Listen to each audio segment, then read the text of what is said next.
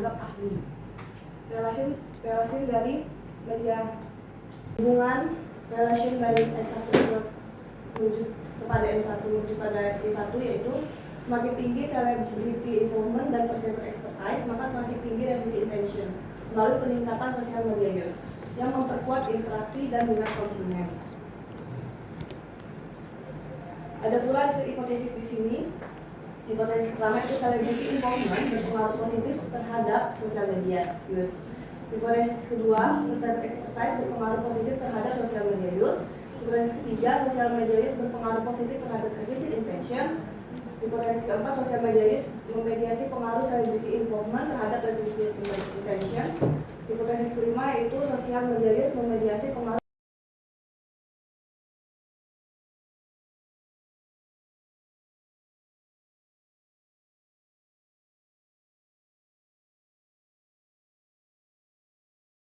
yang unik. Nah, balik lagi ke karakteristik dirimu dan tujuanmu. Tujuan nggak bisa sama-sama keluaran dari UNIF kita. Nah, kalau tujuannya PNS nggak penting-penting amat kayak gini-gini. Asal kamu punya sertifikat PNS, sertifikat SN kamu, dikeluarkan dari UNIF dan benar kamu mahasiswa UNIF bukan mahasiswa tipu-tipu. Nah, tetap ya kamu bisa tes PNS. Nah, sekarang yang menentukan kamu bisa lolos PNS bukan karena skripsi kamu yang hebat. Nah, kemampuan kamu tes PNS, kalau mau amin-amin jabang bayi masih diminta korupsi gitu kan, berapa kamu sanggup bayar? Nah ya, itu juga mempengaruhi. Kalau misalnya kamu melamar BUMN, nggak penting juga kayak gini-ginian. Nah, itu bilang apa? Back to your objective. Nah, kalau tujuan kamu mau cari scholarship, mungkin ada pengaruhnya kalau dalam logik saya.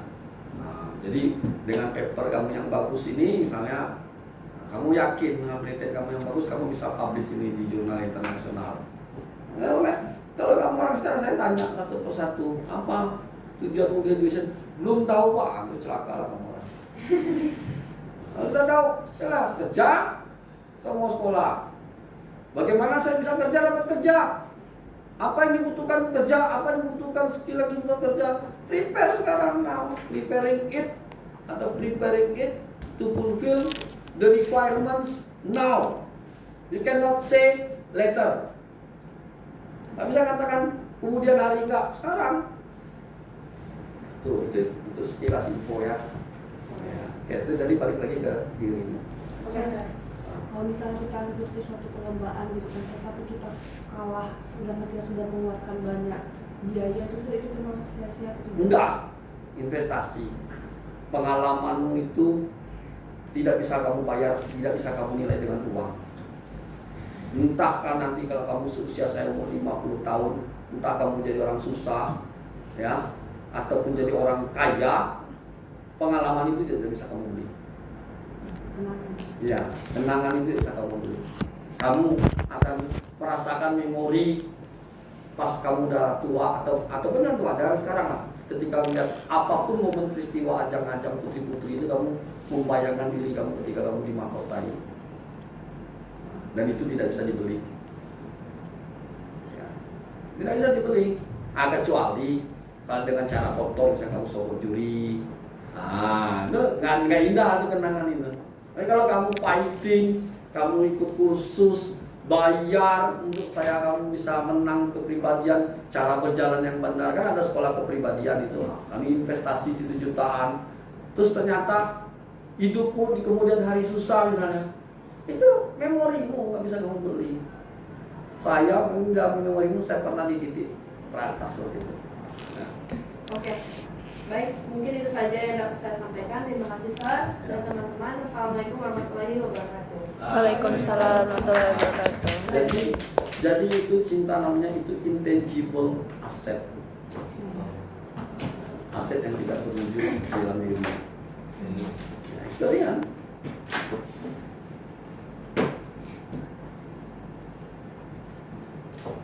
Even kamu gagal juga nggak jadi putri kemarin itu juga nggak rugi. Kebetulan 2024 kemarin tuh saya Nggak tahu paragraf. Nggak tahu. Sebab Gen Z ini 4 kali 5 aja banyak yang nggak bisa jawab. 20. Nah, si Saskia tahu, ada banyak Gen Z yang lain yang nggak tahu. Ya.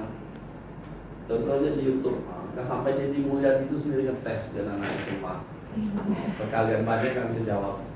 Oke, 4 sampai 10 paragraf. Kalau di jumlah kata, how total numbers of introduction parts itu sekitar ya mungkin maksimal lah 1.500 kata. Kata yang bukan kalimat ya.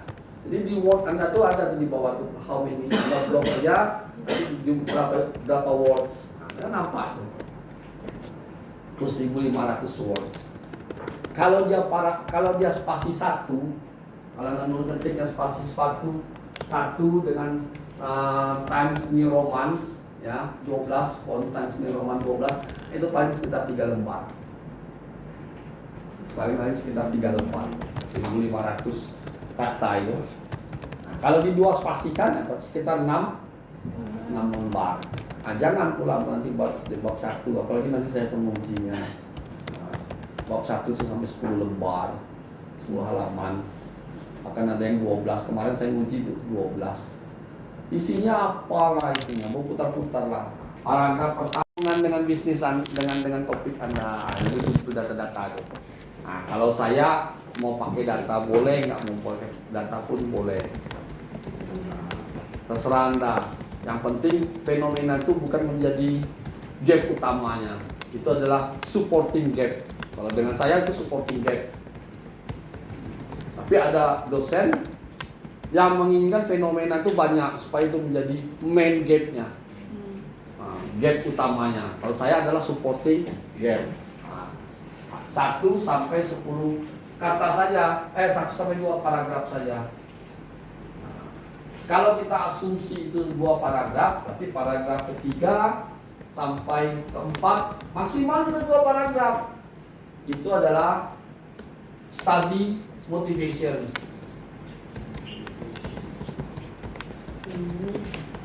Motivasi studi, bukan motivasi studi itu ingin mendapat gelar sarjana, bukan. Yang dimaksud dengan motivasi studi itu motivasi paper Anda itu apa? Kalau di paper saya bayangkan, saya jelaskan itu nanti di kalimat terakhir di penutupan paragraf. Jadi kalau kalian studi ini penting dilakukan. This is important, this is essential, it is immensely apa gitu, important gitu ya. Biasanya closing kalimatnya seperti itu. To investigate, untuk menginvestigasi perilaku behavioral intention. Jadi kalimatnya kan closingnya kayak gitu. Ini penting dilakukan penyelidikan atau penelitian tentang perilaku. Perilakunya biasanya Y-nya dulu yang diambil. Oh iya. Coba lihat kalian kayak gitu. Kalau Anda baca itu. Itu namanya studi motivation. Motivasi studi. Motivasi studi itu apa? Mengungkapkan fenomena yang ingin kalian teliti. Ya, jadi gambarannya seperti itu.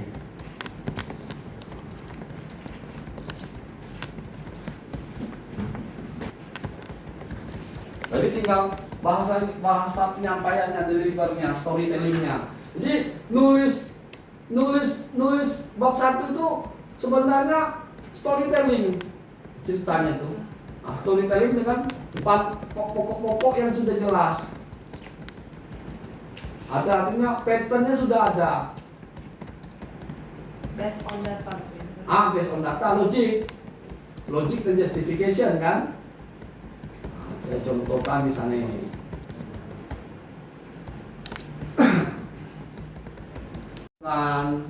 Terus bagaimana perkembangannya dibandingkan tahun lalu.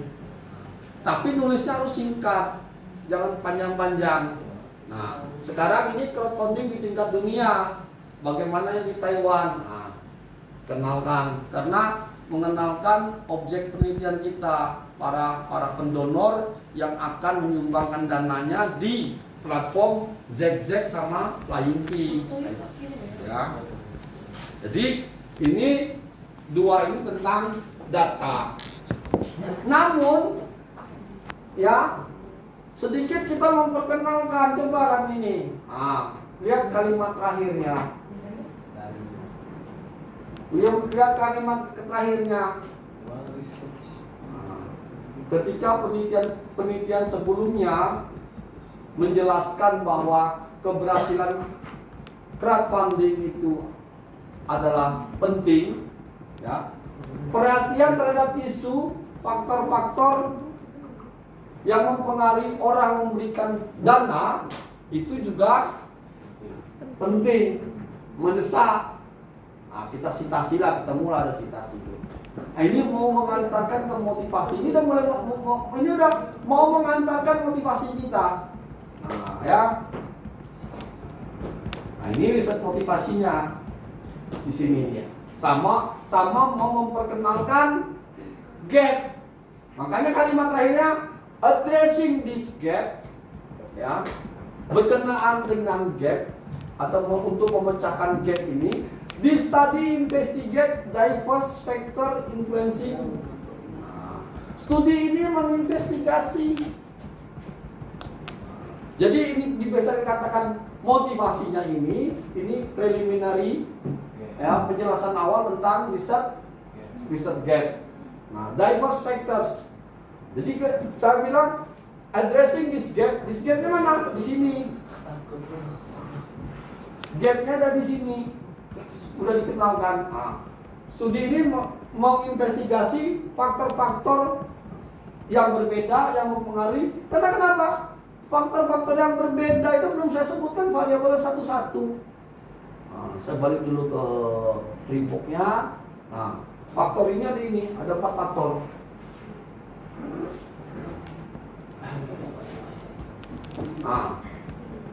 Jadi saya mau mengantarkan ada 4 faktor dalam penelitian saya yang mempengaruhi niat orang mensupport pendanaan. Mulai. Jadi kalau kalian baca paper tuh juga perhatikan kalimat-kalimat terakhir, biasanya itu highlightnya. Jadi ini sudah mulai menunjukkan riset motivation, ya, atau studi motivation, saya gabung. Paragraf keempat, ternyata gapnya itu bahwa tidak semua orang punya gagasan itu selalu mendapatkan dukungan dana. Banyak juga yang gagal. Premis saya, orang yang gagal untuk mendapatkan dana dari platform crowdfunding itu karena dia tidak memahami, ya, bagaimana upaya-upaya atau strategi untuk mendapatkan dana. Itu pikiran saya. Makanya gap yang saya muncul, kenapa orang itu tidak mau mendukung platform? Kalau misalnya kayak di kitabisa.com, misalnya ada kegiatan gagasan misalnya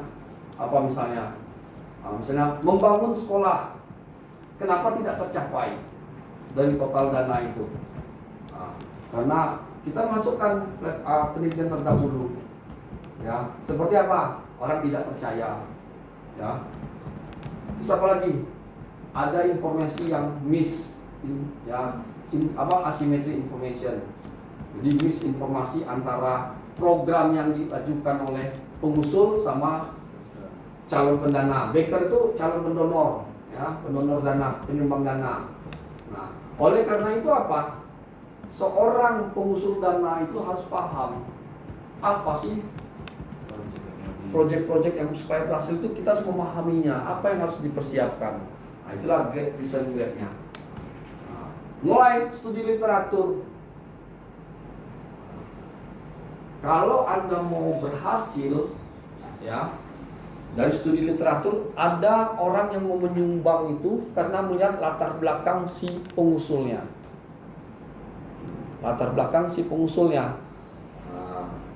Itu kita lihat latar belakang apa dia, personalitinya, faktor personalitinya, apakah bisa dipercaya atau tidak, motivasinya, Ya, apa yang jadi motivasi sehingga orang memunculkan gagasan? Terus kredibilitasnya, terus human dan social capital. Semua itu penting di dalam karakteristik si pendonor. Namun saya bilang, kalau saya mengambil hal yang sama, nggak ada novelty-nya. Nah, saya mengambil dari sisi entrepreneur itu yang pengusul gagasan itu adalah dari sisi apa? Dari sisi entrepreneur activeness. Bagaimana dia mempersiapkan project. Bagaimana dia mempersiapkan project. Artinya di sini apa? Tata kelola. Jadi kalau misalnya ada orang, misalnya kawan Anda tiba-tiba datang, yuk kita buat project yuk, bagaimana misalnya memperbaiki sekolah SD kita dulu. Bagi sebagian orang akan melihat orang ini bisa dipercaya nggak? Orang yang arti kredibilitasnya bagus nggak teman kita ini? Atau orang yang nggak sama sekali kita kenal kan? Orang ini punya modal sosial kapital nggak? Orang ini punya apa? Punya motivasinya apa? Itu penelitian terdahulu. Nah, kalau saya mengatakan orang ini punya kemampuan nggak mengelola sebuah proyek. Jadi tidak melihat kredibilitas, tidak melihat motivasi, tapi lihat kemampuan dia, mampu nggak dia mengelola proyek itu. Nah, itu baru dari sisi entrepreneur. Nah, saya mengatakan juga bahwa juga sebuah proyek itu akan berhasil dilihat dari proyeknya itu sendiri. Proyeknya itu bermanfaat nggak bagi masyarakat. Nah, saya mengatakan novelty. Saya mau cerita tentang proyek novelty. Ada nggak unsur originalitas sebuah proyek? Nah, karena proyek ini adalah bukan proyek amal, tapi proyek yang sifatnya bahwa kalau saya mendukung kegiatan si entrepreneur, saya akan dapat feedback berupa hadiah. Nah, hadiahnya ini nggak worth it nggak buat saya kalau saya menyumbang. Jadi seperti itu yang terjadi di praktek. Nah, jadi ini kita menjelaskan alasan kenapa variabel itu kita ambil. Nah, kalau saya berbicara misalnya teorinya apa tadi yang diajarkan oleh Cinta, dia cerita tentang brand popularity sama brand expertise. Kenapa kamu memilih dua itu, tidak memilih faktor yang lain? Nah, itu kita harus sediakan justifikasi. Nah, itu yang dinamakan sebagai justifikasi yang di bab 1. Kayak kemarin jangan kayak mahasiswa saya kemarin online. Saya meneliti ini karena saya kerja di sana, Pak. Oh, nggak ilmiah jawaban itu. Jadi kita argumen dulu penelitian yang sudah ada posisinya di mana gitu. Nah, terus kita menempatkan posisi kita. Nah, posisi kita seperti apa? Jadi kayak saya tadi, entrepreneur itu faktor-faktor yang berkaitan dengan entrepreneur itu dalam studi-studi sebelumnya banyak. Nah, tapi saya tidak mengikuti orang yang sudah banyak ini. Saya mengikuti kata-kata yang berbeda, mengambil posisi yang berbeda. Itulah novelty-nya. Ya. Jadi ini berbicara tentang apa? Variabel-variabel yang kita teliti itu, antecedennya variabel X-nya itu. Kenapa variabel ini yang kita pilih? Nah, tentu saja berbanding dengan literatur yang ada, studi-studi sebelumnya, posisinya seperti apa. Semakin kita menempatkan posisi yang berbeda, itu uniknya kita, prestisnya kita. Jadi, kalau ditanya oleh si penguji, kalau di proposal itu gampang. Kalau kita menguasai bahwa kita punya motivasi bisa kita jelaskan, terus gapnya kita bisa jelaskan, terus di mana letak novelty-nya, selesailah udah pertanyaan dari penguji itu. Nggak akan muncul pertanyaan yang baru. Jadi makanya kenapa saya katakan jadul. Ketika jadul itu kita nggak bisa ngomong apa kebaruan kita itu.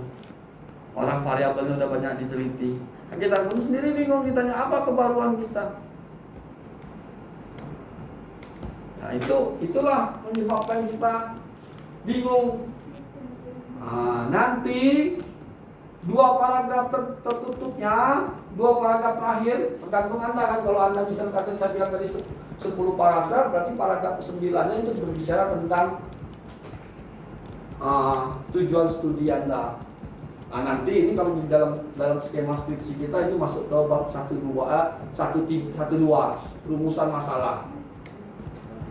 Ya, rumusan masalahnya.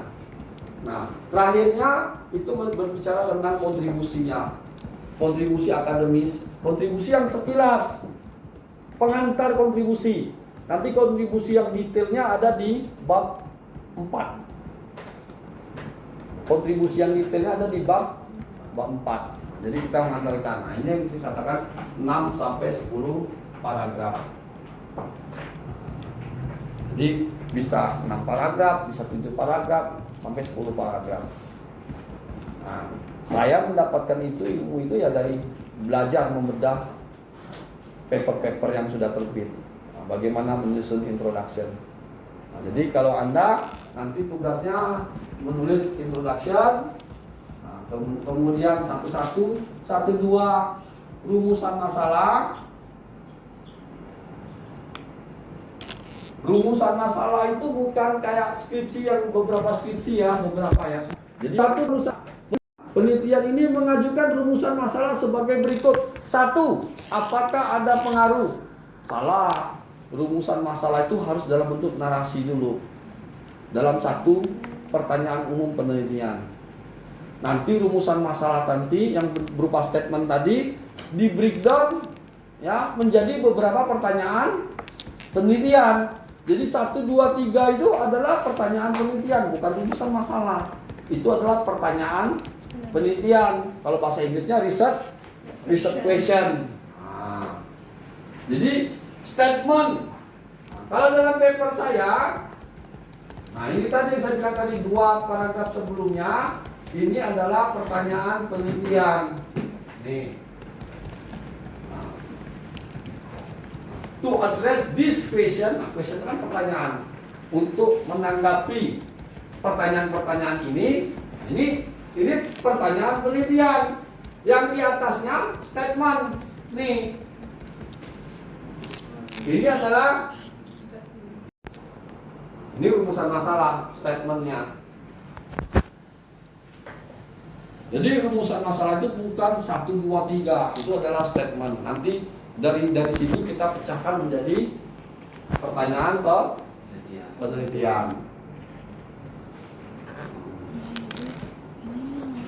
1.3.3 tujuan penelitian. 1.4 manfaat penelitian. Yang ini biasanya berupa narasi-narasi yang normatif. Manfaat ini ada 2, akademis sama praktis. Nanti yang kedua langsung framework kerangka penelitian, langsung saja, nggak perlu saya literaturnya. Yang saya mau lihat kerangka penelitian aja langsung. Penelitian. Anda tampilkan gambar, enggak? Nah, tampilkan gambar ini ya, gambar framework Anda ya, gambar. Terus apa lagi? Indikator.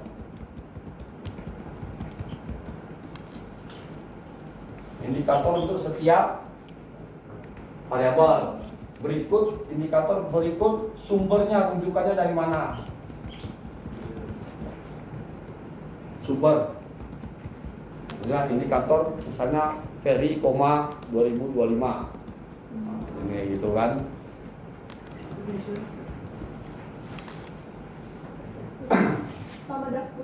Nah, nanti baru yang ketiganya daftar pustaka.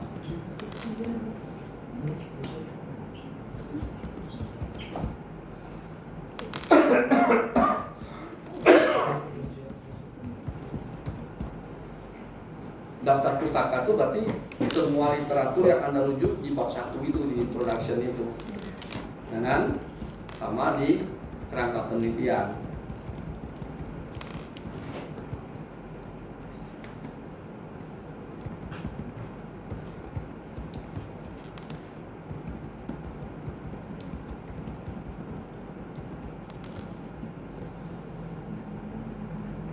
Nanti dikumpulkan tanggal 13 Mei. Tidak perlu dijilid, cukup di staples saja. Tidak perlu dijilid, cukup di staples. Semuanya ketik di print di kertas A4 ya.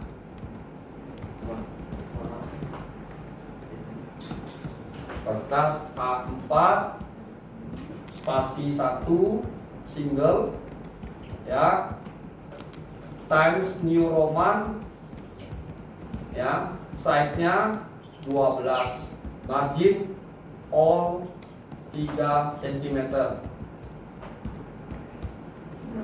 Semua margin 3 cm, fontnya Times New Roman 12, spasi 1, kertas A4.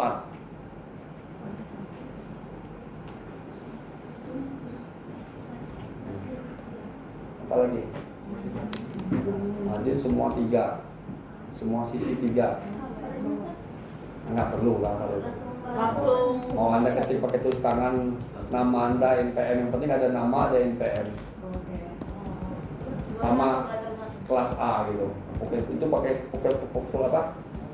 Tulis tangan aja nggak apa-apa. Kalau mau sebelum judul ini di atasnya sebelum 1.1 introduction, Anda mau kasih sini judul Anda boleh. Tapi judul itu kan biasanya kalau saya itu bukan hal yang penting saya judul itu. Bahasa Indonesia nggak sih? Sama aja, mau Indonesia mau Inggris, tadi Anda tulis bahasa Indonesia tuh Anda masukkan ke AI Google Translate, please translate this itu from Indonesia to English. Sama aja, nggak takut sekarang. Kalau belajarnya kan dari jurnalis, lebih baik kayaknya lebih enak bahasa Inggris. Iya, bahasa Inggris saya kalau sekarang ada ChatGPT itu saya nggak takut bahasa Inggris. Nah, kecuali saya I must oral speaking in English, nah itu bolehlah gugup Anda. Nah, iya, oral communication in English, nah, barulah boleh gugup. Kalau nulis saya udah nggak takut lagi sekarang. Mau bahasa Rusia kek, mau bahasa Arab kek. Iya, malah lebih enak bahasa Inggris karena kenapa? Lebih kena konteksnya karena orang AI itu memang yang buat kan buat bahasa orang Inggris kan, orang yang berbahasa Inggris kan, jadi lebih tepat ya menjelaskan dalam bahasa Inggris daripada bahasa Indonesia. Terus saya bilang tadi sampai jam 12 malam saya menemani mahasiswa tuh menerjemahkan indikator. Apa bahasa Inggris itu apa kan? All bangke ya. So guys, jadi hari ini mereka mau ngerayain ulang tahun aku. Dan aku harus pura-pura kaget. Itu beneran habis pulang kuliah langsung sini guys.